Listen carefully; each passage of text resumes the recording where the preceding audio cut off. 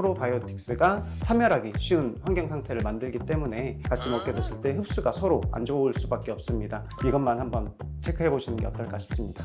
지금 수원 스타필드에서 약국 운영하고 있는 지금 10년차 개국 약사인 배주정 약사입니다. 네, 약사님, 제가 그 SNS 보니까 이런 영양제 같이 먹으면 안 된다라고 좀 말하는 부분들이 있던데 제가 살려고 하니까 좀 많이 헷갈리거든요. 네, 저도 SNS를 좀 해보면 과장된 부분들이 좀 많이 있어요. 이제 아무래도 조회수나 이런 것 때문에 좀 세게 말하는 분들도 많이 있는데, 사실은 들춰보면은 연령이 좀 많이 있으신 고령자분들이나 혹은 고혈압 같은 뭐 기저질환이 있으신 분들, 이런 고위험군들은 이렇게 영양제 조합들도 조심하셔야 되는 게 맞는데, 우리 같이 이제 건강하거나 젊으신 분들, 또 기저질환이 없으신 이런 분들은 그렇게까지 위험한 제품들, 조합 같은 건 없다고 생각을 하거든요. 일반적으로 많이 복용하시는 영양제들 중에서 꼭 필요한 것들, 그리고 신경 써야 될 부분들을 제가 하나씩 집어 드릴 테니까 이것만 한번 체크해 보시는 게 어떨까 싶습니다.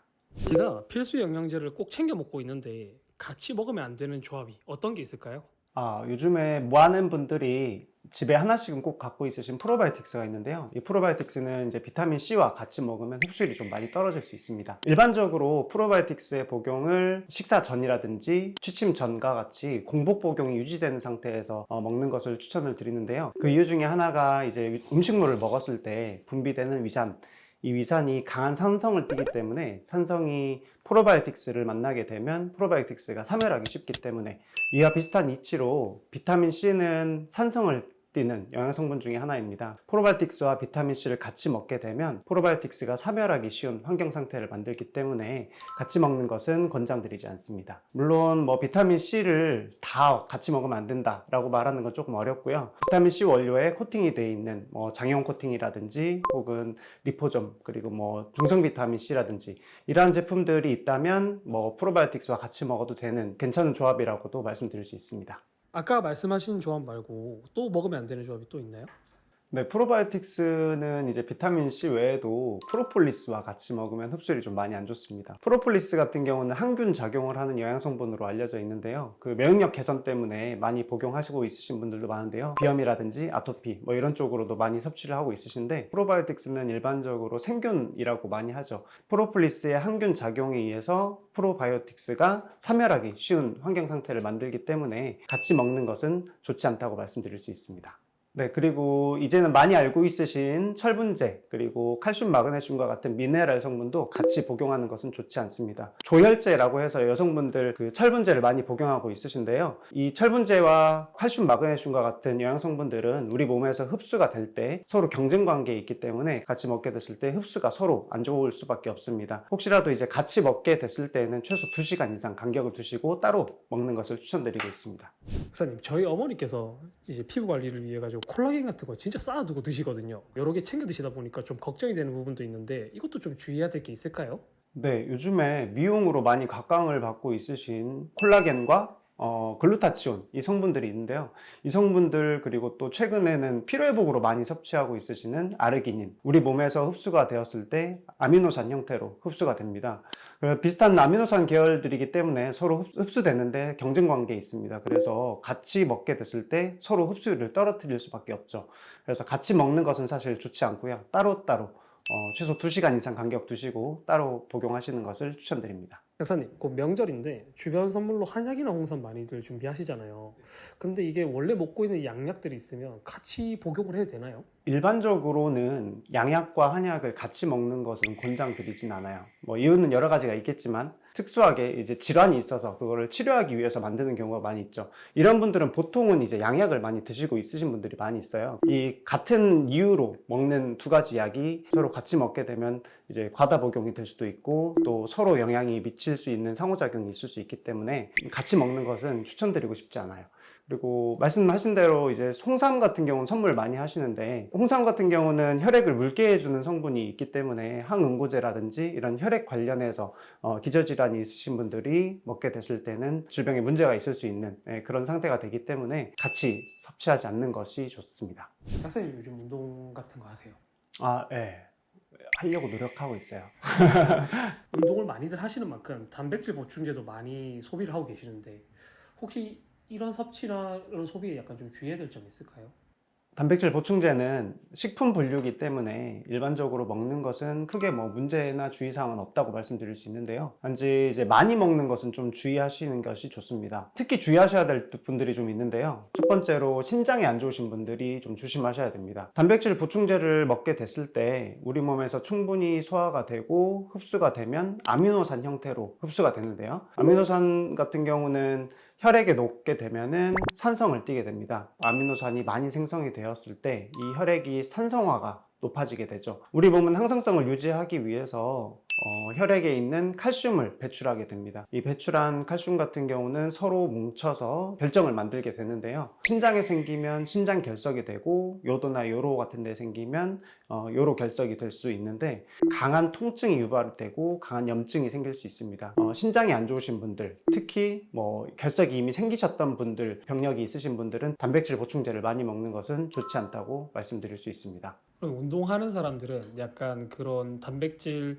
보충제 플러스 크레아틴, 뭐 아르기닌 이런 걸로 간을 혹사시키고 있다고 보면 되겠네요. 그렇죠. 근육을 좀 생성할 수 있는 이런 제품들을 많이 복용하시더라고요. 단백질 보충제 외에도 이제 여러 가지를 한 번에 많이 먹는다, 이게 문제가 될 수 있고요. 이제 간에서 해독해야 되는 양들이 많아지기 때문에 과부하가 걸리게 되죠. 본인이 필요한 것이 무엇인지 체크하신 다음에 그것만 뭐 섭취하는 것은 크게 문제되지 않는다라고 생각합니다. 네.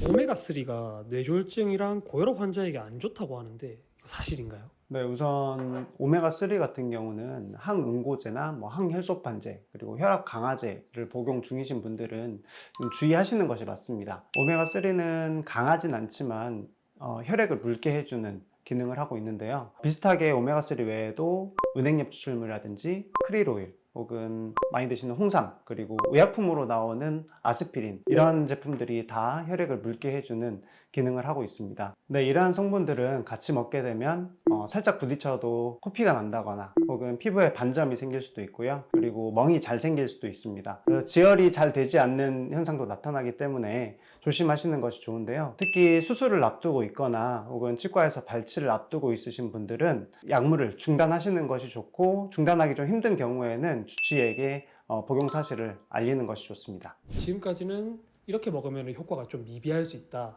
그 다음에 조금 효과가 떨어진다 라는 정도를 했는데 실제로 진짜 먹으면 안 되는 약 조합은 또 어떻게 될까요? 네, 고령의 여성분들이 많이 먹고 있으시는 회라민 땡, 이 제품 같은 경우는 부정맥약과 같이 먹으면 안 됩니다. 주성분인 세인트 존스 워트 성분은 약물의 대사 효소를 촉진하는 역할을 하게 되는데요. 우리 몸에서 빨리 배출이 되게 되고 부정맥약의 약효를 온전히 볼 수 없습니다. 그래서 위험한 상태도 생길 수 있기 때문에 회라민 땡 제품을 부정맥약과 같이 복용하는 것은 좋지 않습니다. 고혈압약이라든지 항우울제 혹은 항바이러스제, 피임약 뭐 이런 것들도 다 조심하시는 것이 좋은데요. 코로나 치료제 팍스로비드 같은 경우에도 세인트 존스 워트 성분과 같이 먹으면 좋지 않기 때문에 복용하시는데 조심하시는 것이 좋습니다. 수용성은 식전에, 지용성은 식후라고 다들 이렇게 말씀을 하시는데 맞을까요? 수용성 영양제 같은 경우는 공복에 물 많이, 지용성 영양제 같은 경우는 기름기가 많은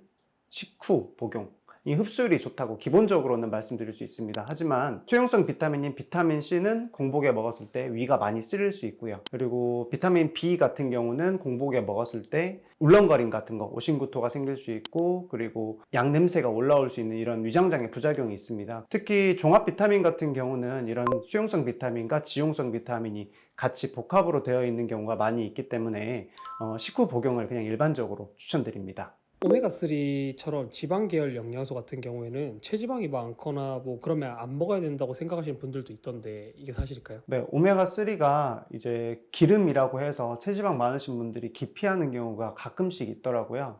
우리 몸에 유익한 기능들을 많이 합니다. 예를 들면 혈액순환을 도와줄 수도 있고, 그리고 건조한 눈도 개선시킬 수도 있고요. 중성지방 수치를 떨어뜨릴 수도 있고, 이러한 다양한 기능들을 하는데 해롭지 않은 기름이기 때문에 섭취하셔도 전혀 문제가 없습니다. 오늘 말씀드린 이 정도만 알고 있으셔도 충분할 것 같고요. 오늘 영상 다시 한번 확인해 보시면서 오늘 내가 하루에 먹는 영양성분들 어떤지 한번 체크해 보시는 것이 좋겠습니다. 궁금한 점이 있으시면 전문가에게 상의 한번 해보시고 복용해 보시고요. 댓글 달아주시면 저희가 시간 나는 대로 댓글 달아드리도록 하겠습니다. 네, 감사합니다. 이런 것도 자를 수 있어요? 감사합니다. 아 그럼